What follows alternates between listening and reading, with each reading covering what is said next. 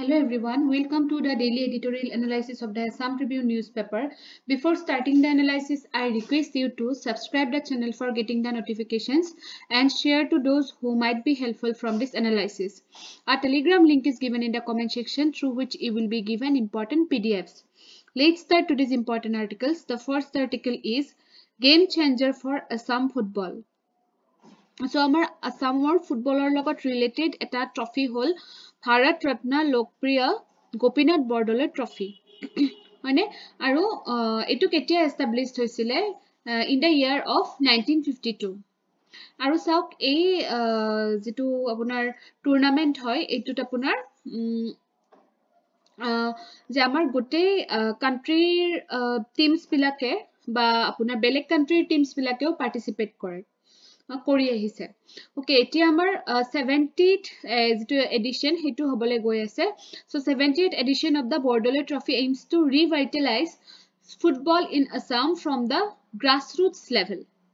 okay আৰু চাও কোনে অৰ্গানাইজ কৰে এটো জানি লব departments of sports and youth welfare Assam এইবিলাক প্ৰিলিমছৰ কাৰণে মনত ৰাখিব যে কোনে অৰ্গানাইজ কৰে আমাৰ বৰ্ডলে ট্ৰফি যেটো হেয়া হয় এটো কোনে কৰিব department of sports and youth welfare Assam আৰু এটো কাৰ লগত কৰে in collaboration with the Guwahati sports association and district sports bodies okay এতিয়া চাওক তিনিটা ষ্টেজত এটো ষ্ট্ৰাকচাৰ কৰিব তো চাওক যেটো ফাৰ্স্ট ৰাউন্ড হ'ব তাতে 280 টা টিমছে 35 খন ডিস্ট্ৰিক্টৰ পৰা কম্পিট কৰিব মনত ৰাখিব 280 টা team and 35 districts and the winners will move on to the cluster round in 6 regional clusters আৰু যিখিনি ফাৰ্স্ট ৰাউণ্ডত উলাব সেইখিনিয়ে আপোনাৰ 6 টা regional clusters লৈকে মানে এটো কি হ'ব যে তেওঁলোকে উন্নীতকৰণ হ'ব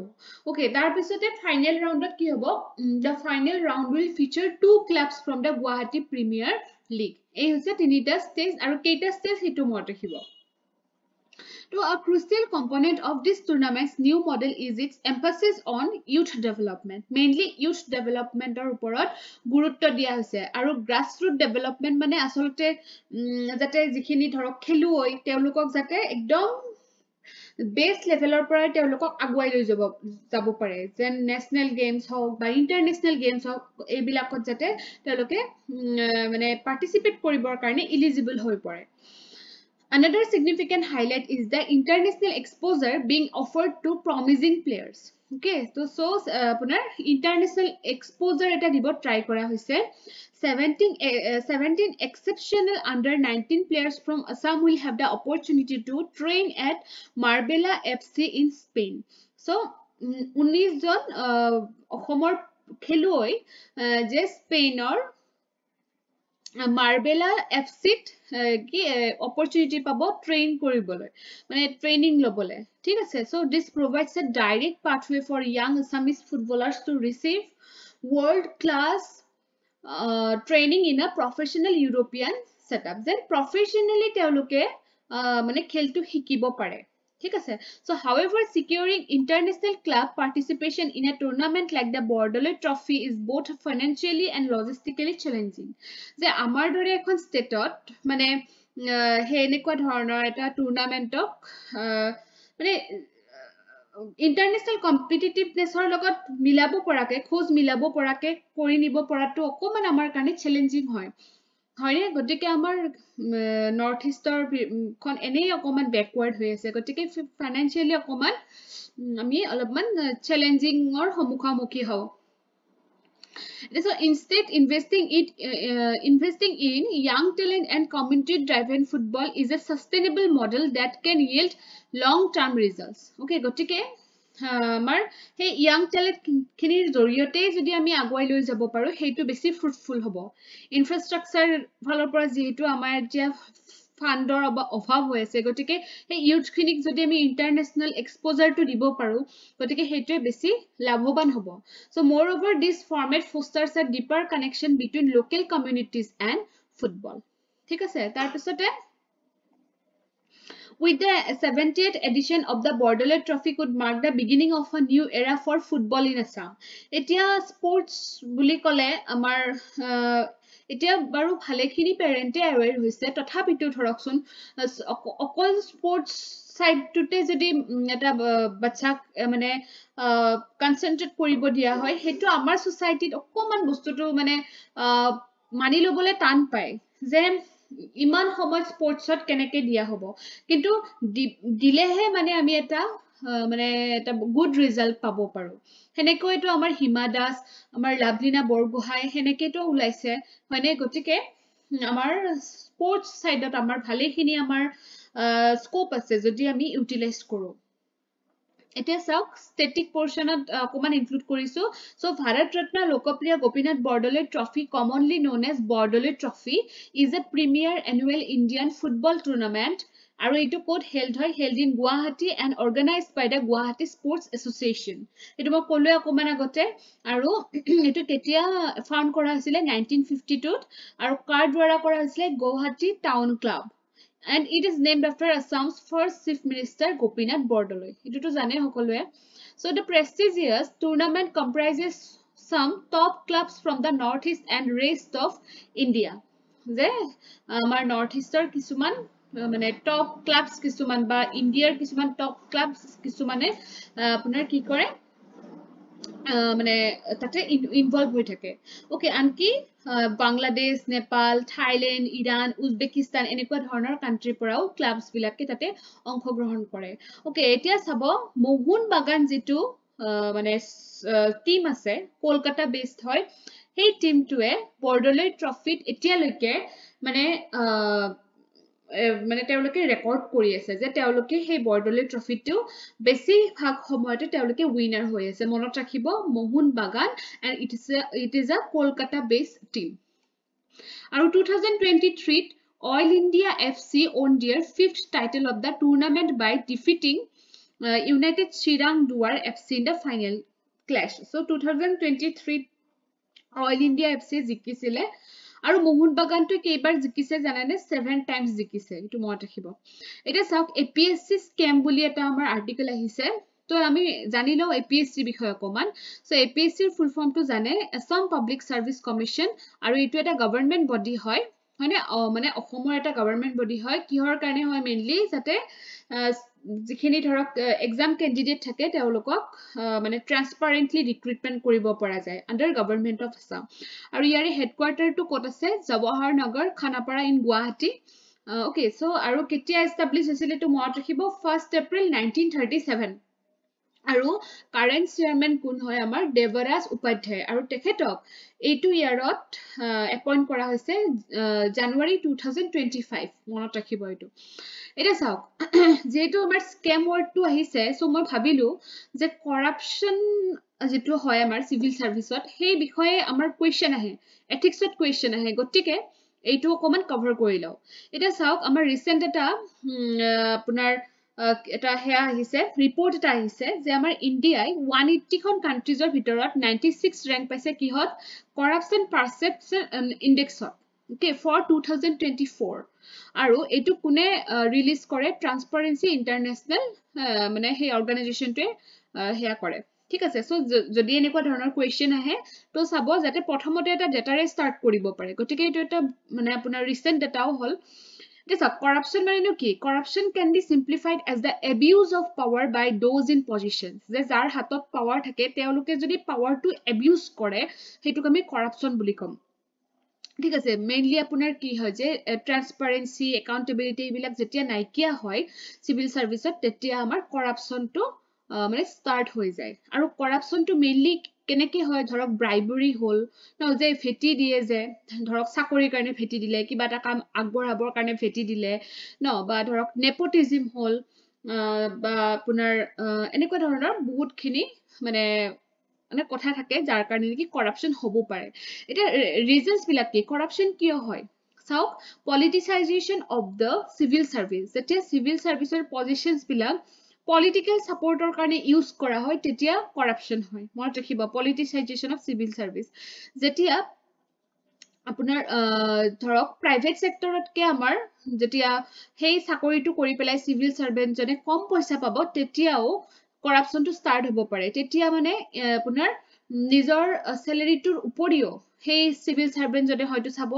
যে মই আৰু উপৰুৱা পইচা কৰবাত পাও নেকি গতিকে হেতু এটা কাৰণ হ'ব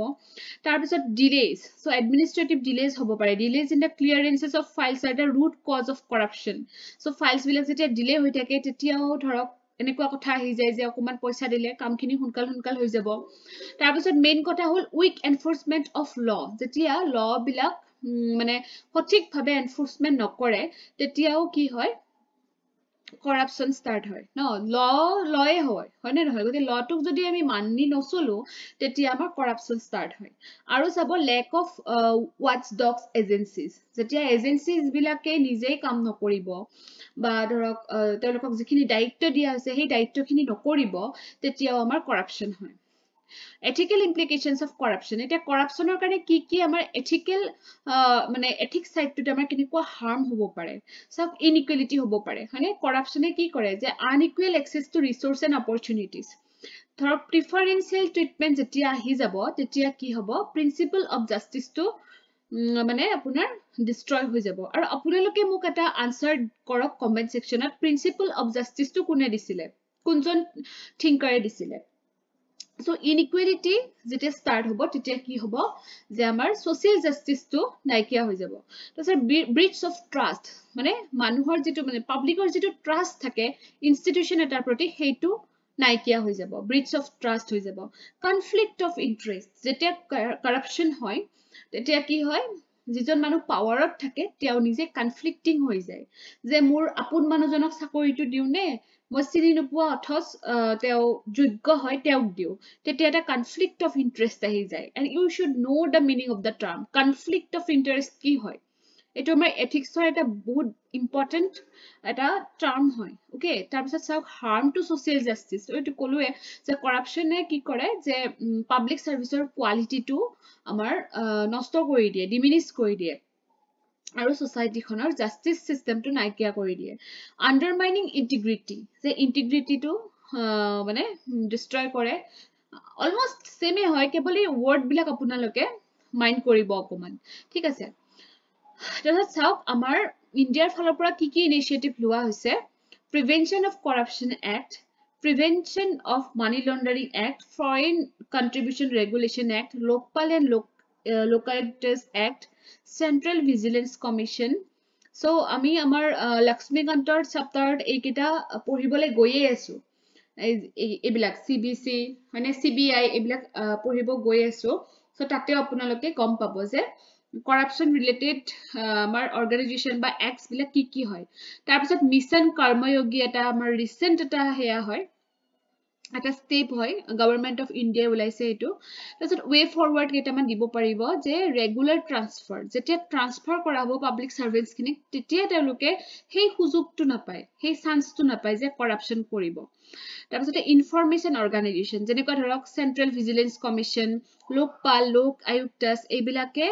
যেতিয়া ইনফৰ্ম কৰি থাকিব গভৰ্নমেন্টক তেতিয়াও কৰাপশ্যনটো হ'বলে মানে সুবিধা নাপায় তাৰপিছত সিভিল সাৰ্ভিস বোৰ্ড বিলাক এস্টাব্লিশ কৰিব লাগে যাতে গভৰ্নমেন্টে হেয়া পলিটিক্যাল মানে এক্সেসিভ পলিটিক্যাল কন্ট্ৰোলটো কাৰ্ব কৰিব পাৰে তাৰপিছত সুপাৰভিজন কৰিব লাগে working procedure of the officers should be supervised regularly যাতে অফিচাৰ্সৰ যিখিনি কাম সেইখিনি ৰেগুলাৰলি যাতে চেক হৈ থাকে চেক হলেহে বেলেন্স হ'ব যদি চেকে নকৰে কেতিয়াও তেতিয়া সেই মানুহজনৰ কি হ'ব সেই পাৱাৰখিনি misuse কৰিব